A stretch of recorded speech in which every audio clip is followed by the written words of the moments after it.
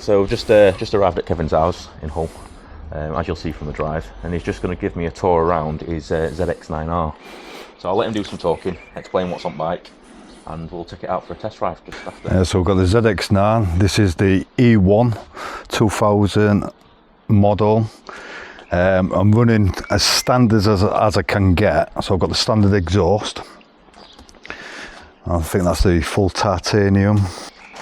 I've upgraded the brakes to braided hoses, and that's front and back. I'm running Brembo brake pads, that's front and back discs. Still got the 6-pot. I know a lot of people say these are quite crap or sharp for what they run, and they'll usually change them to the 4-pot, but I like the 6-pot feel. I'm no MotoGP rider, so for me, road riding, it's fine. Indicators, I've left them standard. It's nice though, isn't it? It's nice, that old school look on a bike, I think. Yeah, that's what I like about it. I think most extreme upgrade I've done to it, if you class it as an upgrade, is the K&N air filter. Yeah. Other than that, I mean, yeah, you can change the wind mirrors to them little stealth bomber looking flip things. They're awful. If you look back on my on the video I've just released, the HP4, yeah, he's got the thin, what do you want to call them, stealth bomber. Yeah, that's what it is. They're awful under 30 mile per hour, so you can't see no, but above 30 mile per hour, you really can't see anything other than vibration. Well, this is where I look at it, mate. I mean, you got top grade engineers that are designing these bikes. People get them, take them apart. Yeah, I did have the Yoshi can exhaust on here. The full exhaust system was a performance exhaust. Stephen still got the sticker on the frame here. Yeah.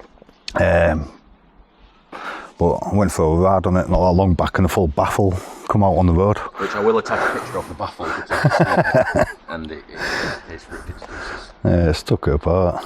But it is a very clean looking 2000 bike. Can't see no damage, you know.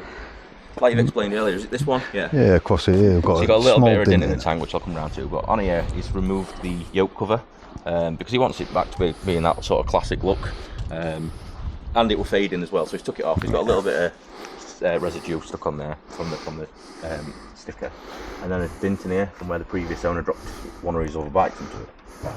So looking at it, it doesn't look like it's had any terms of a drop or anything. It just looks like a bike's fell into it. I've got a couple of scrapes on the wind mirrors, but when you're looking where I'm scraping it on that. Yeah.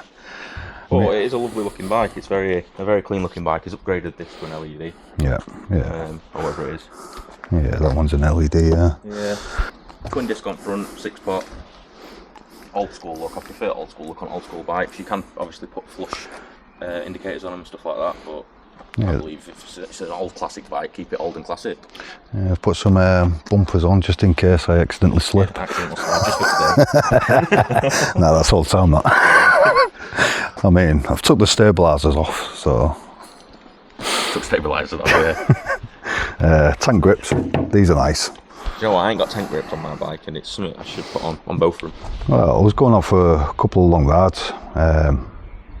Soon realised that I was putting too much tension on my hands. So just being able to grip the tank with my legs takes that strain off your hands. Yeah, definitely. Other than that, mate, I mean, standard quad locks. I think everybody's got them on the bikes now. Yeah. What brake horsepower this bike is? I believe it's kicking, well, it says on YouTube and stuff like that, Google, it kicks out 140, 144, but I reckon to the back wheel it's probably around about 120, maybe a bit less. Obviously Gixxer's there about the same, roughly 150 to back wheel. Yeah. However, both bikes, obviously Magics are on there, so you're talking 20, 26-year-olds, somewhere there between. Oh yeah, definitely. I've lost a little bit, maybe. Yeah, I mean, I'll probably put it on a dyno, I'll probably kick out about 80. We're riding fast. But yeah, nice, lovely looking bike. We'll get it fired up, we'll get dressed up into levers and whatever else. Right, review of the ZX9R. Probably won't be the best review. We'll see. You've said everything you wanted to say about it. It sounds lovely, looks nice. I like this. I like the brown lights on bike though. Right, is there anything I need to know about this bike, like the clutch, or is this just... No, the clutch on that bike, you can pull the clutch in when it starts stop. Yep. If you stall it, I believe it starts in gear 1. Yep.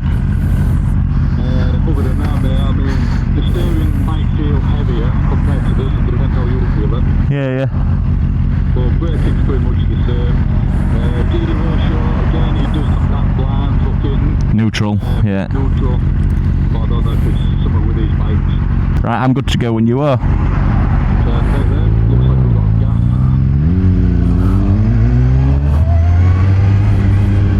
Yep.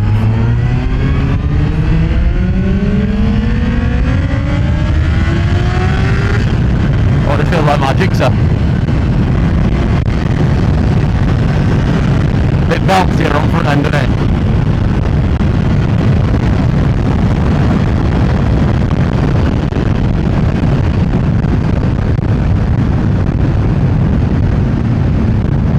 Definitely a lot more vibration on this bike than there is on the other one.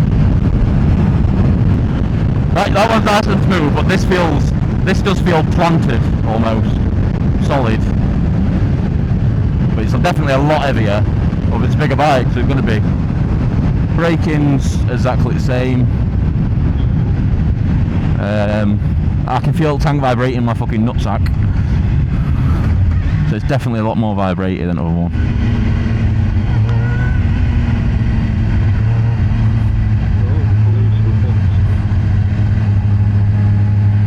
Police, yeah, what, that Volvo? Oh, yeah.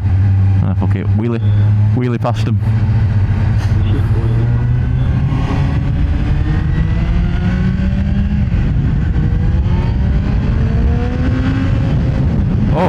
Oh, this pig's front end up on you though. Woo!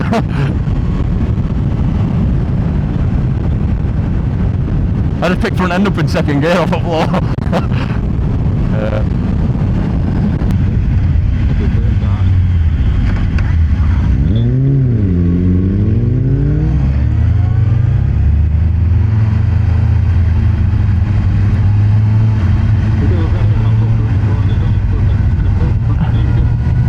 It feels alright, it does feel heavy. It feels alright though, it just feels... The throttle is quite difficult to get that balance going around, you're like trying to keep a consistent throttle. Just coming up your inside.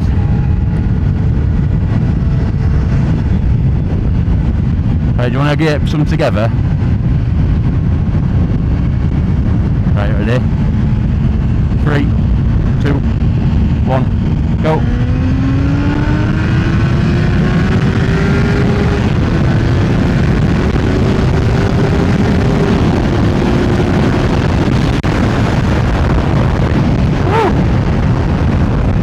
It hits its limit a lot quicker.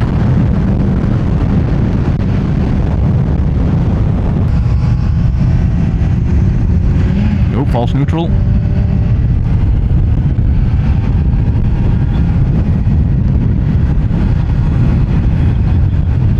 Yeah, it smells small, doesn't it? Especially I can imagine going from this to that. It feels small. Because this feels, I wouldn't say it's heavy, but it's definitely bigger. I'd say it's smaller than the Gixxer I've got because the tank's a lot shorter. I'm almost feeling like I'm riding a sat-up bike here compared to my Gixxer.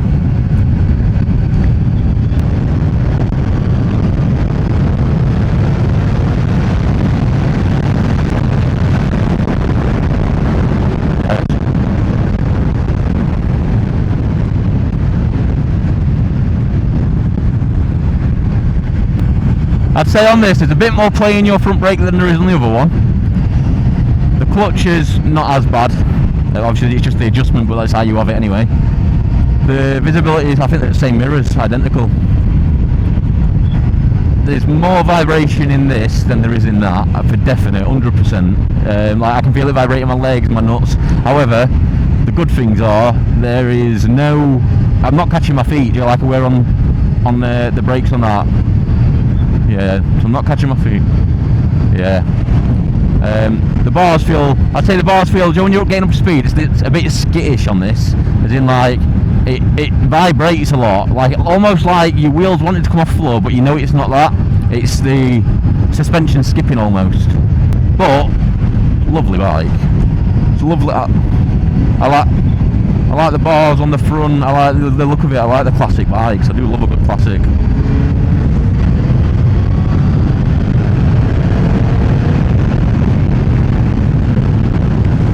feels nicely. There's definitely less weight in this throttle compared to that.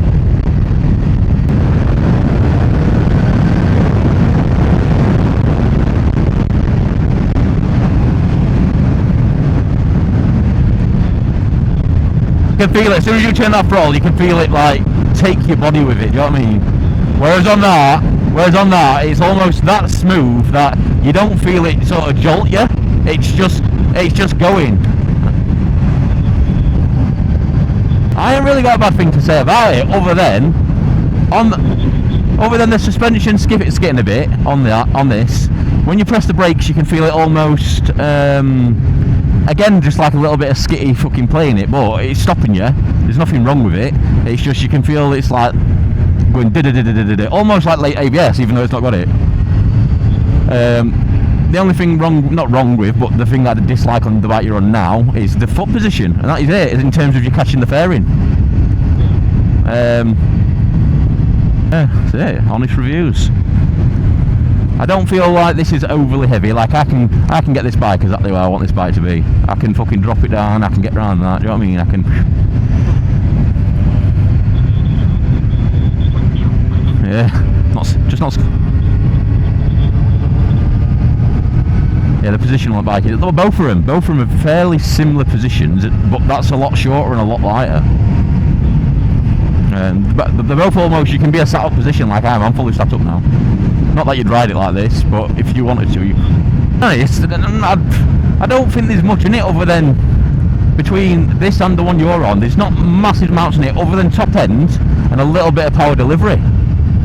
However, the 600 though beats it in the corners obviously, 'cause it's a lot lighter. You can chuck it fucking around where you want. This, you put throttle on this in second, it picks front end up off the floor. Do you know what, I wish for a job that I could just fucking ride bikes, mate. If we get lost, we get lost. Yeah. I'm lost again.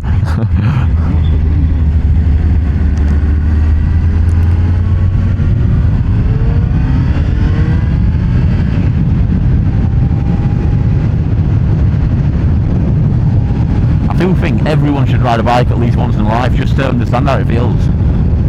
Yeah.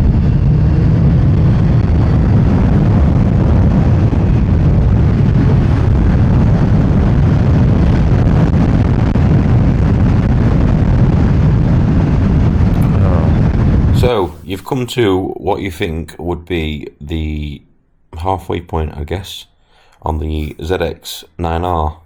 However, it's not the halfway point, because my camera died and I'd left my batteries back at my van.